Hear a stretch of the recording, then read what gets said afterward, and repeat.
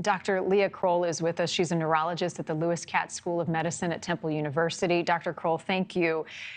He was very open about his struggles with alcoholism and with prescription pain medications. In fact, he said, if you gauge my weight from season to season, when I'm carrying weight, it's alcohol.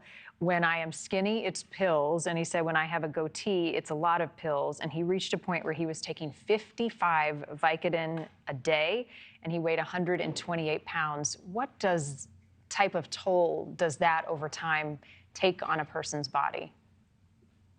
What a loaded question, Marni. You know, addiction puts stress on every organ system in the body. And so there's really a myriad of ways that that stress can manifest.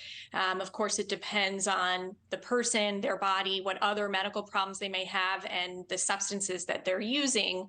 But, you know, in particular, when we think about the long-term far-reaching consequences of addiction, we think about liver disease, we think about heart disease, and we think about brain disease. And at one point, his colon burst. What causes something like that, and what are the lasting impacts on that type of injury or surgery that it required? He did write about that in his book. And of course, we don't have all of the medical information specifically in terms of what went on there. But I think you can say a couple of things. That long-term stress on the body can certainly affect blood flow and the health of our arteries throughout the body. And anytime our arterial health is compromised, that can certainly lead to what we call ischemia, or a lack of oxygen flowing to any part of the body, including the colon. And that can certainly have some devastating and potentially life-threatening consequences. You know, and there are other reasons that somebody might have issues with their colon, but in terms of relating it back to substance abuse, that would be the most common thing. And even after someone is not using, not drinking, not using prescription pills, some of the damage has already been done, correct? Yeah, I mean, I think what's important for people to understand here is that the second you stop using, you're already improving your health. So it's not like once an addict, you know, there's nothing you can do. You're not powerless, and there's still a lot of benefit in it for you to get the help you need and do what you can to protect and promote your health as much as possible. But certainly there's no question that long-term struggles with substance abuse do have lasting impacts. And there's sort of a wear and tear that goes on in the body when it's metabolizing all of those substances and dealing with that type of toxicity. And that can certainly do long-term damage.